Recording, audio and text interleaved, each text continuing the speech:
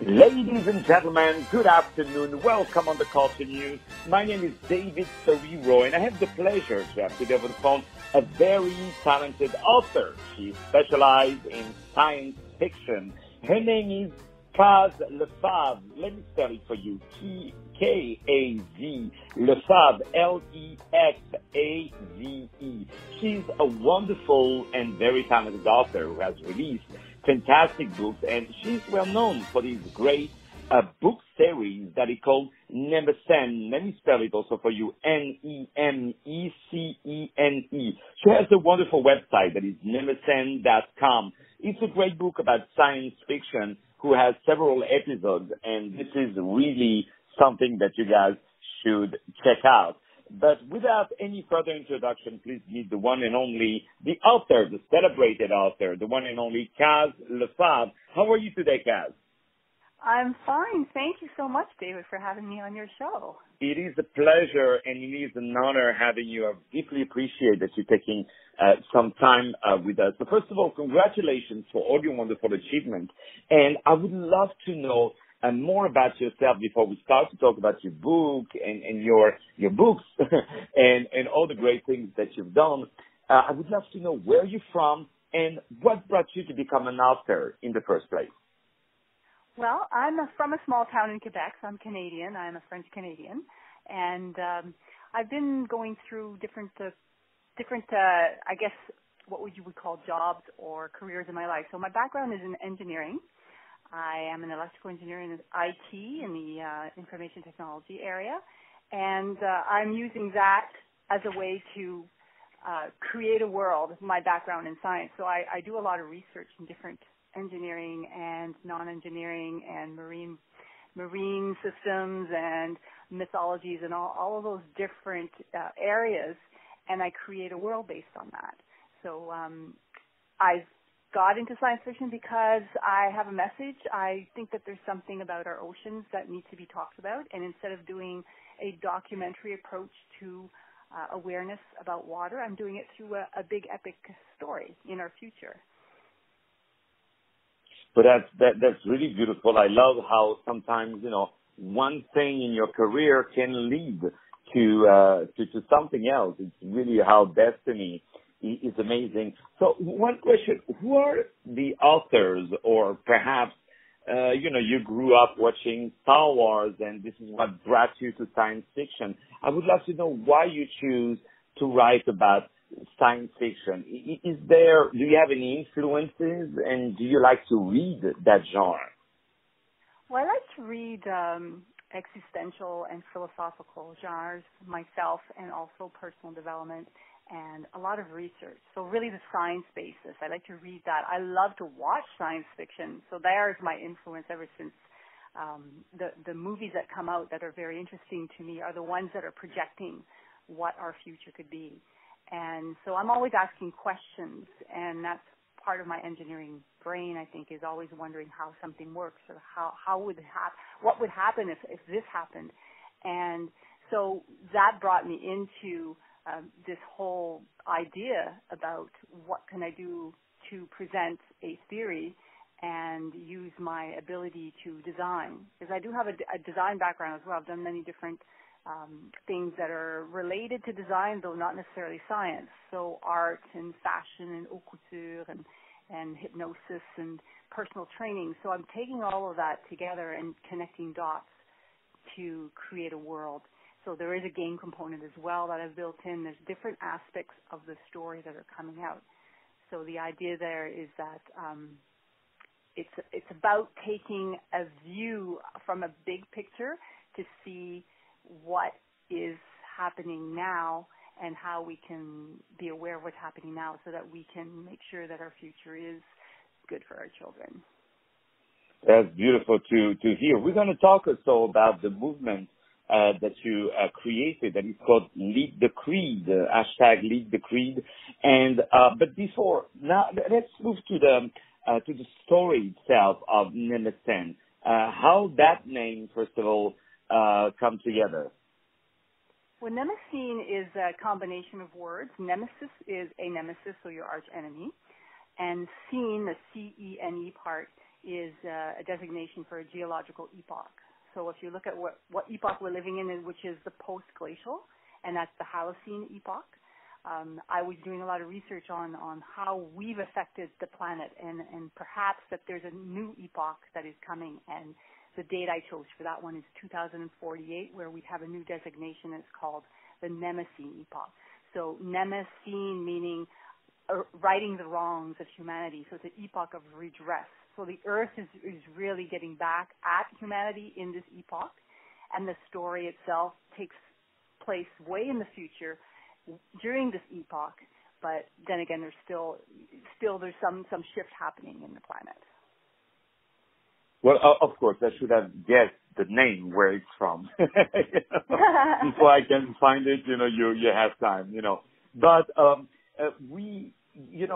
one question is now, tell us, without, of course, going into all the details, because I want to save some suspense for our readers, but what is the pitch story of this series of Nemecene?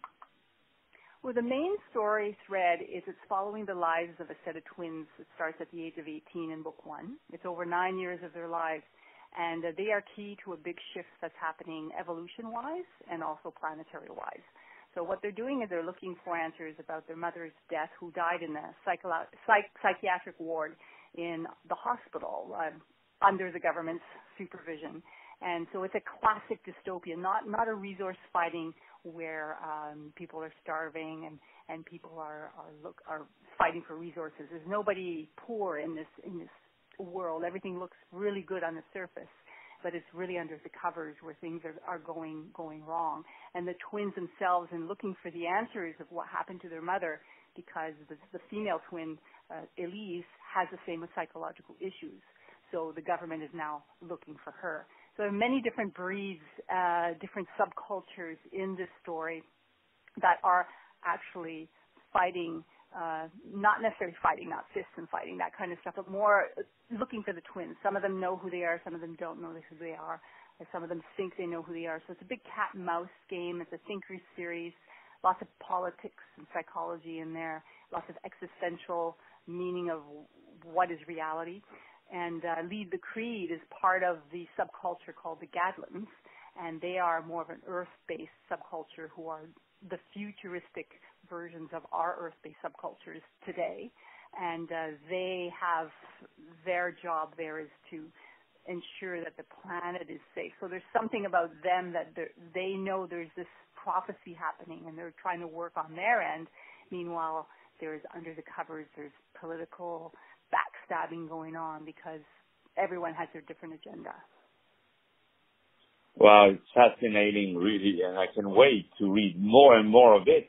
So, why do you do a series? Like, do you think it is, nowadays people get attached with different characters in the story, and they want to continue basically the story. And this is why, you have these at the beginning with Star Wars, and then you have all these sequels that are written. But I'm pretty sure that it's in the books that started. We have the Harry Potter and all great things. And do you think it's something that is specific to science fiction to do series with different episodes? Well, there are other books that are not science fiction that are series related, like mysteries and detective stories. I know when I was a kid, there was the Nancy Drew and the Hardy Boys, and they were serialized. For me, the story is a definite number of books, 3 trilogies. That's 9 books plus 1. Each narrator has 3. Each book has 3 narrators, and they rotate. And there are 9 main kind of otherworldly characters that take over the cover of each of the first 9 books, and the 10th book is the wrap-up. So there's a numerology kind of meaning to that. There's a quantum meaning to all of the way the story and the world is structured. So I've designed it more of as a plug-and-play multimedia world. So there's a board game that's in beta test right now that is a prequel to the series. There's a screenplay I wrote for the first. There's a concept for TV serialized, more of a serialized kind of concept. That's a different format. There's other things that I'm working on. There are different modalities of games and personal empowerment that plug into the whole world. So what I'm trying to do when I design the world is to make it real enough so that people can connect in a cosplay kind of way. I don't know if you're familiar with the Comic-Con or a Fan Expo where people dress up in character. Yeah. I want them to connect that way, in a fun way, to understand something about water and empower them in this world so that they can take that back to the real world. So it's a blend. It's not really a movement. It's kind of a blend of fun and a choice of, hey, if we take this fun and we can be part of this gathering culture, or we can be one of the otherworldly characters, and then we can take this role out in the world, and maybe we can, get rid of the plastic in the oceans and get rid of the way we treat water, just because we understand more about what reality is. Wow, it's beautiful to hear. So now let's talk, it's probably the continuity of what you just said about this movement, Lead the Creed. How did that come together, and what is your objective with this movement, #Lead the Creed? Well, my objective is for people to adopt a value system. If they do want to be part of the world and the gathering subculture, there is a 6 value system, which is based in a hexagon format. It's gratitude, opulence, not in the sense of greed. It's more in the sense of the spirit of opulence. If you think of a Thomas Troward, there's an abundance mentality, honor, unity, nurture, and trust. So if people have those value systems and they're empowered themselves through Lead the Creed, and whatever is leadership to them within a value system which is respectful to everyone on the planet and themselves especially, because if they don't respect themselves, they're not going to respect anyone else or even love themselves. So that's really where I'm trying to get them to think, think about maybe adopting a value system. Maybe, when someone says something on Twitter, don't just react. Think about this, and then as they develop that and learn how to empower themselves and say, yeah, I can make a difference, then they will start to care about, okay, what am I doing and what is my impact on the world? And from there, that's where, a movement can develop. But it's not a movement in the sense of, join the movement. It's more of a way for people to get together with common values and move towards a better future. So they can be in another movement. It doesn't matter. It's just a way of them connecting through fun and making it fun and changing the way they buy products. And the products I have are all organic, or there's no plastic, so it's not a throwaway kind of thing when I'm designing stuff. So even the paper is forestry certified, 100% recyclable, no plastic coating on the books. So it's really changing the way we interact with each other through, I guess, a knowing of that we're all one water, we're just all the same. It is so beautiful to hear people having the desire to do things and doing them, so really thank you for making the world definitely a better place. Now, regarding what is next for you? Because first of all, I want to tell you that I'm a little bit upset about all these film producers who still haven't offered you to do, a TV series or a movie, because the material is so rich and strong, and as you said, the characters pretty much exist, and you have understood the power of getting dressed in your favorite character, and I'm pretty sure that when you structure a character, you also think about that. So do you have any desire? I know that you mentioned about something that you developed as a script, but regarding transposing your material to the screen, is that something that you would love to do, and do you have already some leads in that direction? Well, I would definitely love to do that. What I see and where I thought the impact was of this series, because it's written very visually and poetically and lyrically, is more of a 3D immersive event experience where people can feel the world and then connect that way. So it's next generation of movie. It's not a video game, so it's a different approach to that medium. And that's essentially where I really want to be headed, because that will have an impact on more people. the cosplay aspect, yeah, I do have the designs. That from my fashion background, I have tons of sketches that I've actually pulled out, and my characters are in my mind. You know, oh, this is for this character, this is that. I have the Gadlin, you know, the Gadlin cloak. I have that designed. There's some other imagery, and there's symbols that are sacred that I've already got with the trademarks, already a design mark, the epic pin. So it's really, I would love to find the right person. I would love to work with someone who is of the same, let's say, mindset, where they believe in the mission of what I'm trying to accomplish, not just the fact, oh, that would make a cool movie. More like, wow, we can make an impact, and let's get this out there. And from there, kind of like an avatar, but from there, move it. Like not just raise awareness, but to give a structure to the fans so that they can actually move forward and make an impact like the characters would in the movie. So, yeah, that's very exciting, and I would love to put it out there. If anyone in that space, like a Leo DiCaprio, like a James Cameron, even the social water space, I can think of, let's say, Susan Sarandon, Ruffalo, a whole bunch of other ones, Woody Harrelson. The environmentalists in Hollywood would be just fantastic to work with. So that's my big dream. Well, I'm pretty sure it will happen. So when, before we start to say goodbye to each other, what are your next projects? Like the next thing you're working on, your next gigs, your next public appearance? You know, I would love to know what is next for you. Well, I'm doing a lot of book signings right now. I'm touring. I've done some in the States at Barnes & Noble, and I'm doing some in Canada here at Chapters Indigo. So the summer is busy with that. And I'm writing the fourth book.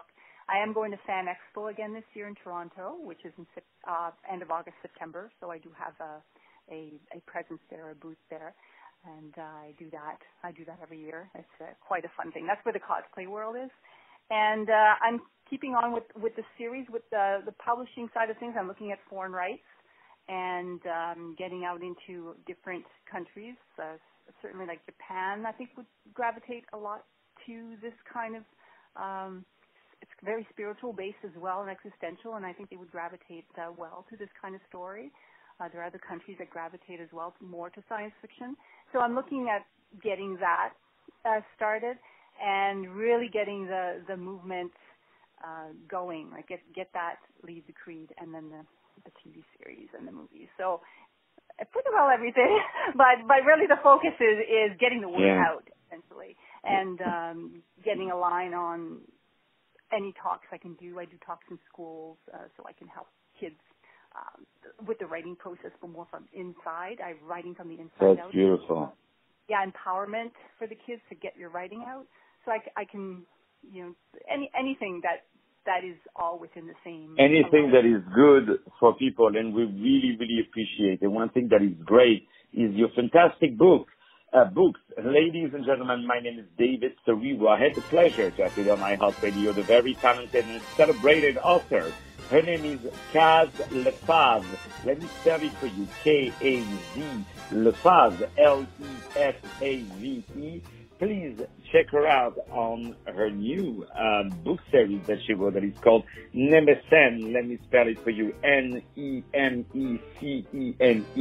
The website is nemecene.com. You can order the books. Ladies and gentlemen, thank you so very much.